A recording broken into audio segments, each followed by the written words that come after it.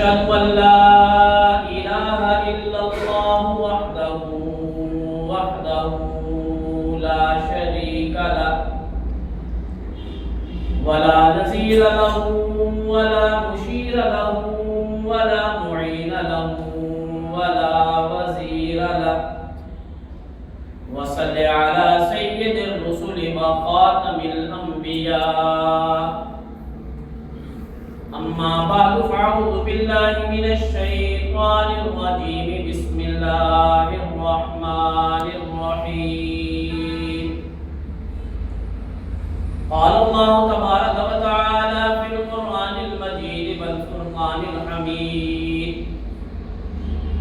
يا أيها الذين آمنوا كتب عليكم الصيام كما كتب على الذين من قبلكم لعلكم تتقون قال النبي عليه الصلاة والسلام اللهم بارك لنا في رجب وشعبان وبلغنا رمضان قال النبي عليه الصلاة والسلام في مقامه الآخر أنا خاتم النبيين لا نبي بعدي صدق الله وصدق رسوله النبي الكريم ونحن على ذلك من الشاهدين والشاكرين والحمد لله رب العالمين.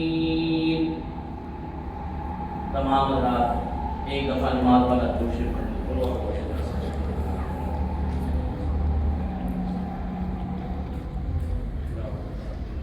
میرے واجب الاحترام حاضرین مجلس،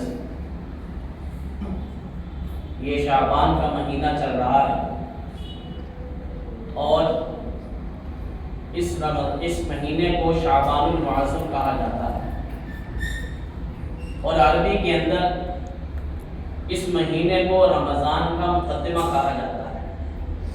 جس طریقے سے کسی بھی جنگ کے میدان میں جانے کے لیے اس جگہ پر جانے سے پہلے کیونکہ ایک مینی ٹیم جاتی ہے، اس کو عربی میں مقدمۃ الجیش کہا جاتا ہے کہ جس محاذ پہ جانا ہے، جس جگہ پر جانا ہے، اس جگہ کے معائنہ کرنے کے لیے تھوڑا سا لشکر پہلے بھیجا جاتا ہے، اس کو مقدمۃ الجیش کہا جاتا ہے.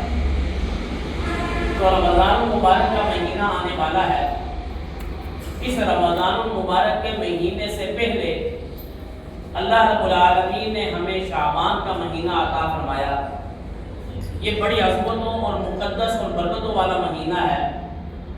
اس مہینے کے اندر آقا علیہ الصلوۃ والسلام کے بہت سارے معمولات ہوا کرتے تھے اور اس مہینے کو آپ علیہ الصلوۃ والسلام نے رمضان کے استقبال کے طور پہ بھی منایا ہے.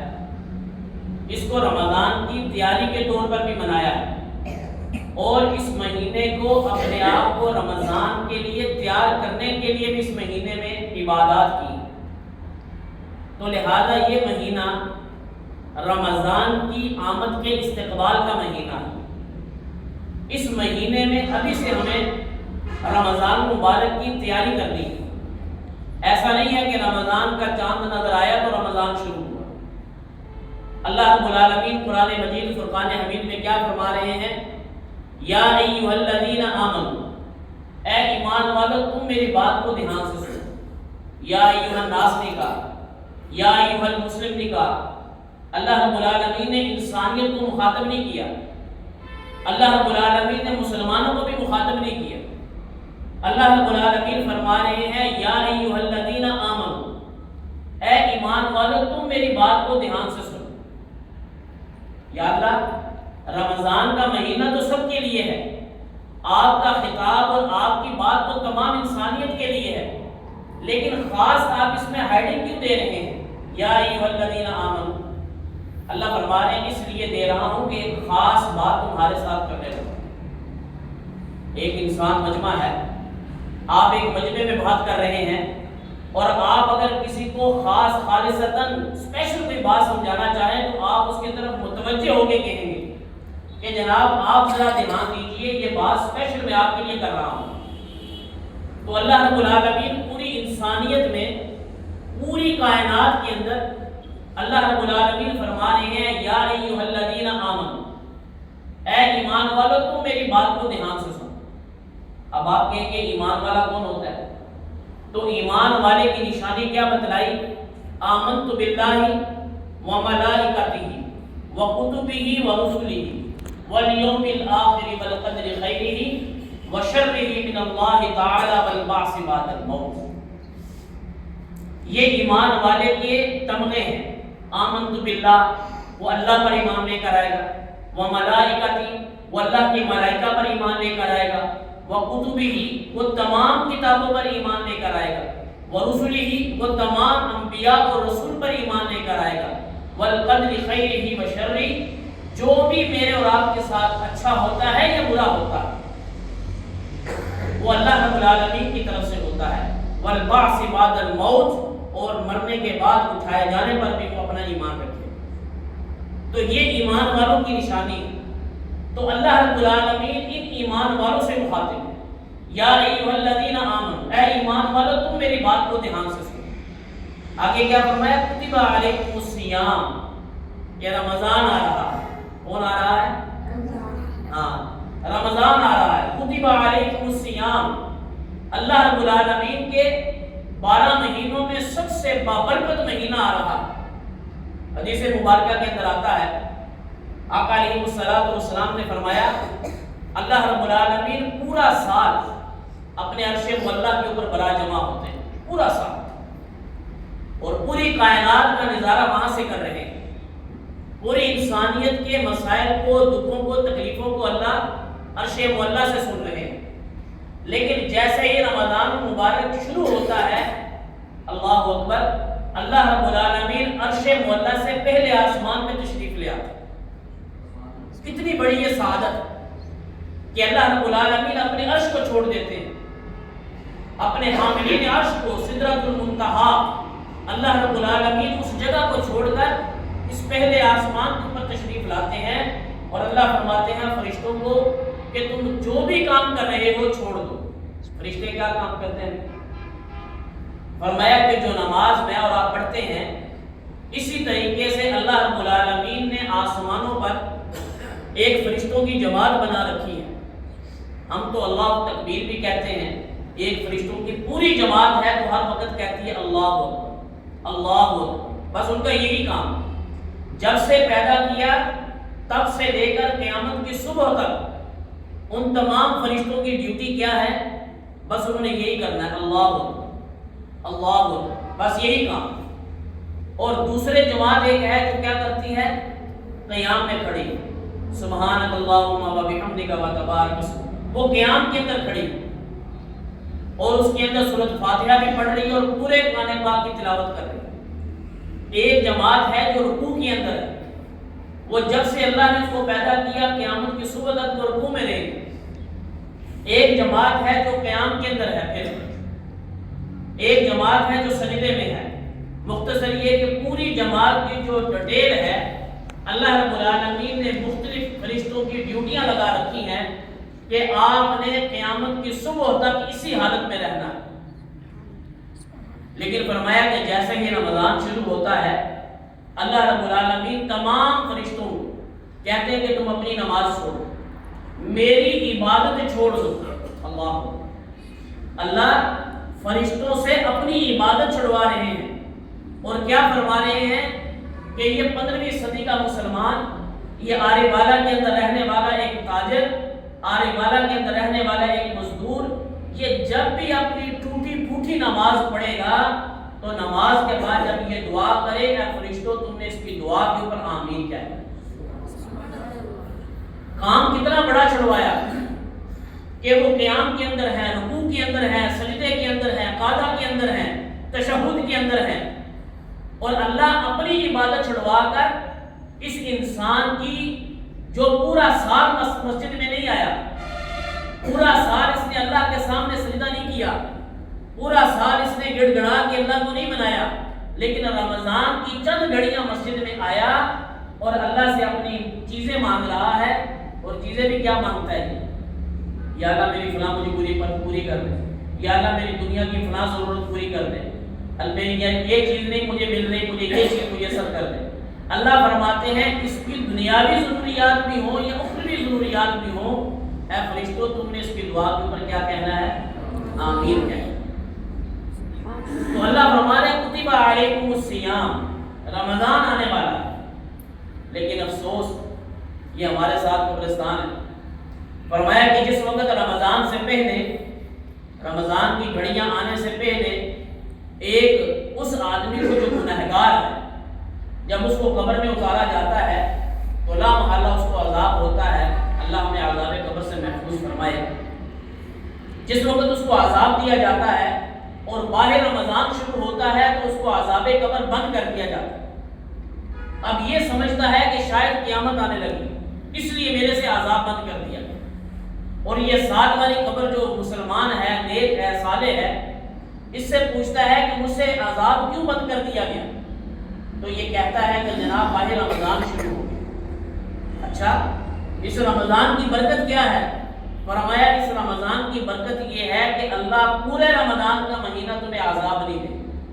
حالانکہ ہے یہ اللہ کا نافرمان، حالانکہ ہے یہ گنہگار، حالانکہ اس نے پوری زندگی اللہ کو ناراض کیا، پوری زندگی اس نے اللہ کی نافرمانیاں کی، پوری زندگی اس نے اللہ کے سامنے سینہ تان کر اللہ کی نافرمانیاں کرتا رہا، لیکن اللہ فرماتے ہیں کہ رمضان شروع ہو گیا لہذا اس سے عذاب قبر بند کر دیا۔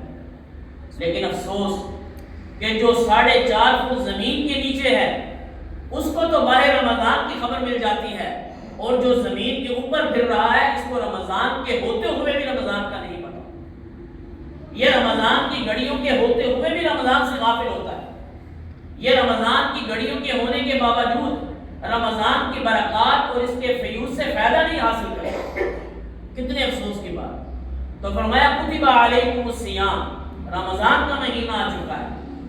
یا اللہ ہمارے لیے کیوں؟ فرمایا صرف تمہارے لیے نہیں ہے، کما کتب علی الذین من قبلکم، کہ جتنے بھی انبیاء آئے تمام انبیاء کو اللہ نے یہ رمضان کا مہینے کی گھڑیاں، تمام انبیاء کتب علیکم الصیام کما کتب علی الذین من قبلکم، تم سے پہلے والے بھی جتنے آئے تھے اللہ نے ان کو بھی رمضان دیا، تمہیں بھی اللہ رمضان دے رہے ہیں۔ یا اللہ ان کو بھی رمضان دیا، ہمیں بھی رمضان۔ اس رمضان کا مطلب کیا ہے؟ کس لیے دے رہے ہیں آپ ہمیں رمضان؟ فرمایا لعلکم تتقون، تاکہ تم اللہ کے متقی اور پرہیزگار بندے بن جاؤ، تاکہ تمہارے اندر اللہ کا خوف پیدا ہو جائے، تاکہ تمہارے اندر اللہ کا ڈر پیدا ہو جائے۔ فرمایا اس لیے تمہیں رمضان کا مہینہ دیا۔ تو آقا علیہ الصلوۃ والسلام اس رمضان سے پہلے کیا دعا فرمایا کرتے؟ اللہم بارک لنا، اے یا الہ العالمین میری زندگی میں برکت عطا فرما دیجیے۔ کس لیے؟ رجب و شعبان، کہ میں رجب اور شعبان میں عبادت کر سکوں۔ کس لیے؟ تاکہ وبلغنا رمضان، تاکہ میں رمضان میں صحیح معنوں میں عبادت کر سکوں۔ یہ دعا کون مانگ رہا ہے؟ بولو تو صحیح۔ اللہ کے حبیب، دو جہانوں کا سردار، جس میں اللہ اور اللہ کے حبیب کے درمیان میں کوئی پردہ حائل نہیں، وہ سدرۃ المنتہا قاب قوسین، جو اللہ کے ساتھ اتنا قریب آ کر بیٹھے کہ اس کے لیے علماء فرماتے ہیں کہ الفاظ ہی نہیں۔ عربی میں قاب قوسین پتہ کسے کہتے ہیں؟ یہ پچھلے جمعے معراج گزرا ہے نا، شب معراج گزری ہے کہ نہیں گزری؟ اور ہم نے ہر جگہ پر شب معراج کے قصے سنے، لیکن آپ نے یہ بھی سنا ہوگا کہ جب رسول اللہ صلی اللہ تعالیٰ علیہ وسلم معراج پہ گئے ہیں یا واپس آئے ہیں، اللہ رب العالمین نے جبرائیل کو حکم دیا کہ ان کو جنت کی بھی سیر کرواؤ اور جہنم کا نظارہ بھی دکھاؤ۔ جس وقت جہنم کا نظارہ دکھایا گیا تو سب سے پہلا فرد جس کو جہنم میں عذاب دیا جا رہا تھا وہ کون تھا؟ جو نماز نہیں پڑھتا تھا۔ سب سے پہلا جو عذاب جہنم دکھلایا گیا اس میں پہلا فرد وہ ہے جو نماز نہیں پڑھتا۔ اور جس وقت آپ علیہ الصلوۃ والسلام معراج پہ اللہ کے پاس جا رہے ہیں تو اللہ سے ملاقات کے بعد تحفہ کیا لے کے آ رہے ہیں؟ نماز کا تحفہ لے کے آ رہے ہیں۔ تحفے میں بھی نماز مل رہی ہے اور عذاب کے اندر بھی نماز نہ پڑھنے والا دکھلایا جا رہا ہے، اور آخر میں رسول اللہ نے فرمایا کہ میری آنکھوں کی ٹھنڈک کس میں ہے؟ بولو تو صحیح، میری آنکھوں کی ٹھنڈک کس میں ہے؟ نماز میں۔ اور ایک جگہ پہ فرمایا بین المسلم والکافر، مسلمان اور کافر کے درمیان میں کم تولنے کا فرق نہیں ہوگا، شراب پینے کا فرق نہیں ہوگا، زنا کرنے کا فرق نہیں ہوگا، جوا کھیلنے کا فرق نہیں ہوگا، بین المسلم والکافر فرق الصلاۃ، مسلمان اور کافر کے درمیان میں جو فرق ہے وہ نماز نہ پڑھنے کا فرق ہے، جس نماز کی آج میرے اور آپ کوئی اہمیت ہی نہیں، ویلے ہوں گے تو پڑھ لیں، کوئی مسئلہ نہیں، ایک وقت میں نہیں پڑھی چلو 2 وقت کی اکٹھی پڑھ لیں، کبھی 2 وقت کا اکٹھا کھانا کھایا آپ نے؟ کبھی 2 وقت کی اکٹھی نیند لی ہے آپ نے؟ کبھی 2 وقت کی اکٹھی میڈیسن کی ڈوز لی ہے آپ نے؟ جب آپ اپنے جسم کے لیے میڈیسن کی ڈوز اکٹھی 2 لینا اپنی صحت کے لیے مناسب نہیں سمجھتے تو 2 نمازوں کو اکٹھا کر کے کیا سمجھ رہے ہو؟ اس کی کتنی اہمیت اپنی زندگی میں رکھ رہے ہو؟ تو بہرحال فرمایا کہ وبلغنا رمضان، یا اللہ مجھے ہمت دے، طاقت دے تاکہ میں کہاں تک پہنچ سکوں؟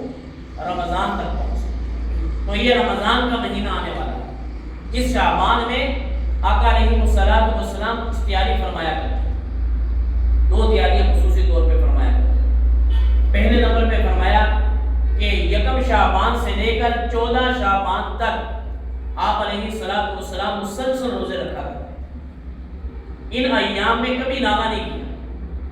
ایک حدیث کے اندر یہ آتا ہے، اور دوسری حدیث میں یہ آتا ہے کہ 15واں شعبان سے لے کر رمضان کی گھڑی شروع ہونے تک امام الانبیاء روزہ نہیں رکھا کرتے۔ اب میرا اور آپ کا کام ہے دین پر عمل کرنا۔ اگر میں اور آپ اپنی منشا پر، اپنی چاہت پر عمل کریں گے تو اس کا نام دین نہیں، وہ خواہشات ہے، وہ اپنا شوق ہے۔ تو دین پر عمل کرنے کا نام دین ہے۔ تو دین کیا ہے؟ صحابہ سے کیا ثابت ہے، احادیث کے اندر کیا موجود ہے کہ آپ علیہ الصلوۃ والسلام 1 شعبان سے لے کر 14 شعبان تک روزے رکھا کرتے اور پھر اس کے بعد رمضان کی تیاری کیا کرتے۔ اور اس کا یہ مطلب نہیں ہے کہ اس کے بعد اب بالکل رکھنا گناہ ہو گیا۔ آپ کا جسم ہمت طاقت دیتی ہے تو آپ 1 دن چھوڑ کر 1 دن روزہ رکھیں، پورا مہینہ رکھ لیں، کوئی مسئلہ نہیں، یہ کوئی قید نہیں ہے اس کے اندر۔ لیکن سنت عمل کیا ہے کہ 1 شعبان سے لے کر 14 شعبان تک روزہ رکھنا اور اس کے بعد پھر رمضان کی تیاری کرنا۔ ایک بات تو یہ ہو۔ دوسرے نمبر پہ سیدنا عائشہ صدیقہ رضی اللہ تعالیٰ عنہ فرماتی ہیں، یہ جو بات میں کرنے لگا ہوں نا، یہ آپ کے گھر کی مستورات کے لیے کرنے لگا۔ دوسرے نمبر پر سیدنا عائشہ صدیقہ رضی اللہ تعالیٰ عنہ فرماتی ہیں کہ جو جسمانی عذر کی وجہ سے پورا سال مجھ سے روزے، پورا رمضان میں مجھ سے روزے رہ جایا کرتے تھے، ان روزوں کی قضا جو ہے میں یہ شعبان کے اندر کر لیا کرتی تھی۔ کہ آپ علیہ الصلوۃ والسلام بھی روزے سے ہوا کرتے تھے تو میں بھی روزے سے ہوا کرتی تھی، ہم دونوں روزے سے ہوا کرتے تھے۔ اس کا فائدہ یہ ہوتا تھا کہ میرے روزے بھی پورے ہو جایا کرتے۔ تو اس لیے شعبان کے اندر یہ روزوں کی ترتیب ہے۔ اس سے آگے چلیے، اب شعبان کا مہینہ جب آتا ہے تو اس کے اندر ایک مقدس رات آتی ہے 15 شعبان، جس کو ہم شب بارات کہتے ہیں۔ بارات اصل میں عربی میں کہتے ہیں بارات، بری ہو جانا، بری ہو جانا۔ اب اس کا مطلب یہ ہے کہ اللہ رب العالمین اس رات میں فرشتوں کو حکم فرماتے ہیں کہ جو آدمی جس چیز سے جو بھی دعا مانگے گا میں اس کی دعا پوری کروں۔ لیکن اس رات میں روزہ رکھنا کہیں بھی ثابت نہیں۔ 15 شعبان میں روزہ رکھنا کہیں بھی ثابت نہیں، ایک بات۔ دوسرے نمبر پر اس رات میں لوگ قبرستان جاتے ہیں۔ فرمایا کہ آپ علیہ الصلوۃ والسلام پوری زندگی میں ایک دفعہ شب برات کی رات کو جنت البقیع میں تشریف لے کر گئے، پوری زندگی مبارک ہے، ہر سال نہیں گئے۔ اگر تو آپ نے سنت پر عمل کرنا ہے تو آپ پوری زندگی میں ایک دفعہ سنت کی نیت سے جائیں، وہ ثواب ہوگا، وہ سنت پوری ہو جائے گی۔ اور اگر آپ ہر سال جائیں گے تو یاد رکھیے ہم یہ سنت پر عمل نہیں کر رہے ہیں، ہم اپنا شوق پورا کر رہے ہیں، اور شوق پورا کرنے کا نام دین نہیں، اس کو بدعت کہتے ہیں۔ اس کو گناہ کہتے ہیں، گمراہی کہتے ہیں۔ اور سنت کیا ہے؟ جو رسول اللہ صلی اللہ تعالیٰ علیہ وسلم نے عمل کیا، بس اس عمل کو اسی طریقے سے کرو، اس کو سنت کہتے ہیں۔ جتنا کیا اتنا کرو، اس کو سنت کہتے ہیں۔ فجر کی نماز کی کتنی سنتیں ہیں؟ بولو تو صحیح۔ اگر کوئی آدمی کہے کہ میں نے سجدہ تو اللہ کے لیے کرنا ہے نا مولوی صاحب، میں 2 کی بجائے 4 سنتیں پڑھتا ہوں، آپ کو کیا مسئلہ ہے؟ ہم پڑھ سکتے ہیں۔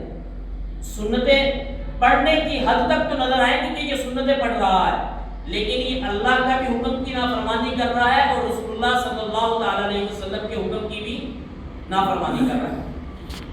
تو اس رات میں قبرستان جانا سنت ہے، لیکن پوری زندگی میں ایک دفعہ جانا سنت ہے، ایک بار۔ دوسرے نمبر پر اس رات میں مستورات کا قبرستان میں جانا کوئی عمل نہیں، یہ یاد رکھیں، یہ ہر اعتبار سے گناہ ہے، بھلے کسی کو سمجھ آتا ہے یا نہیں آتا، یہ سراسر اللہ اور اللہ کے حبیب کے احکامات کی نافرمانی ہے۔ آپ کسی نیت سے بھی جائیں، کسی غرض سے بھی جائیں، آپ کی سوچ، آپ کی غرض رسول اللہ صلی اللہ تعالیٰ علیہ وسلم کی سمجھ اور سوچ سے بڑی نہیں ہو سکتی۔ اللہ کے حبیب نے جس کام کو کرنے سے منع فرمایا، بس وہی پہ رک جانا دین ہے، اور جس کام کو کرنے کا حکم دیا بس اس کو کرنا دین ہے۔ تو اس لیے اس رات میں عورتوں کو قبرستان میں بھی نہیں جانا۔ آخری بات فرمایا کہ اللہ رب العالمین رمضان کے اندر ہر قسم کے انسان کے گناہوں کو معاف فرما دیتے ہیں۔ کتنے قسم کے؟ ہر قسم کے۔ کسی نے زنا کیا، اللہ اس کے زنا کو بھی معاف کر دے گا۔ کسی نے شراب پی، اللہ شراب پینے کے عمل کو بھی معاف کر دے گا۔ کسی نے کسی کے ساتھ زیادتی کی، اللہ اس عمل کو بھی معافی مانگنے پہ معاف کر دے گا۔ لیکن فرمایا کہ 2 انسان ایسے ہیں کہ اللہ رب العالمین اس رات کو رمضان کی گھڑیوں کے ہونے کے باوجود بھی اللہ اس کو معاف نہیں کرتا۔ اتنا سخت یہ گناہ ہو کہ فرمایا وہ اس کو رمضان مل جائے، اللہ پھر بھی اس کو معاف نہیں کرتا۔ اس کو شب برات کی رات مل جائے، اللہ اس رات کے ہونے کے باوجود بھی اس کو معاف نہیں کرتے، اللہ کہ وہ اپنے گناہ سے توبہ کرے۔ باقی گناہگار کو تو اللہ ویسے معاف کر دینا، اس کو پتہ بھی نہیں، یہ جھوٹا موٹا اللہ سے کہہ رہا ہے یا اللہ مجھے معاف کر دے، یا اللہ میرے سے غلطی ہو گئی، اللہ کہتا ہے معاف کر۔ اس نے جھوٹ بولا، اللہ کہتا ہے یا اللہ مجھ سے جھوٹ بولا گیا، اللہ کہتا ہے معاف کر۔ لیکن 2 گنہگار لوگ ایسے ہیں کہ اللہ فرماتے ہیں کہ جب تک یہ مجھ سے معافی نہیں مانگے گا اور آئندہ ان اعمال کو نہیں کرے گا، اللہ فرماتے ہیں میں اس کو معاف ہی نہیں کروں۔ پہلے نمبر میں کون سا گناہ ہے؟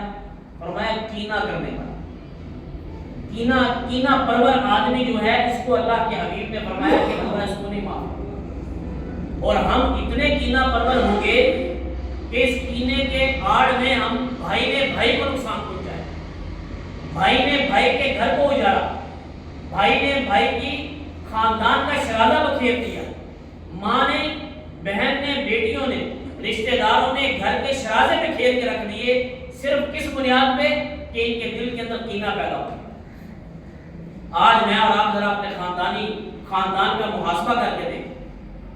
آج ہمارے خاندانوں کی دیواریں پھونک مارنے سے گرنے کو کھڑی، صرف ایک پھونک مارنے کی دیر ہے، ان کے اندر اتنی بھی طاقت نہیں، اس لیے کہ آج ہمارے سینے کینوں سے بھرے ہوئے، بغض کے ساتھ بھرے ہوئے، ایک دوسرے کے حسد سے بھرے ہوئے۔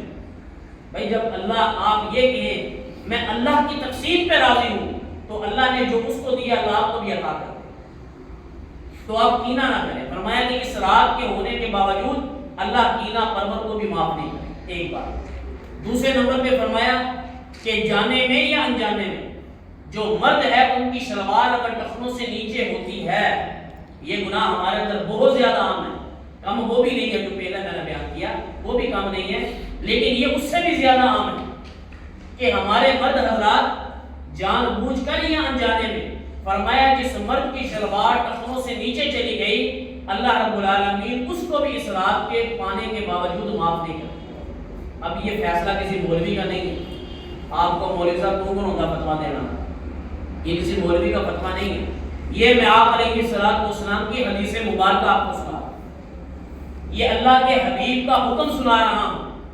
آپ کہہ سکتے ہیں کہ مولوی صاحب یہ آپ کی اپنی سوچ ہو سکتی ہے، نہیں ایسی کوئی بات نہیں، یہ اللہ رب العالمین کے پیارے حبیب کا حکم ہے۔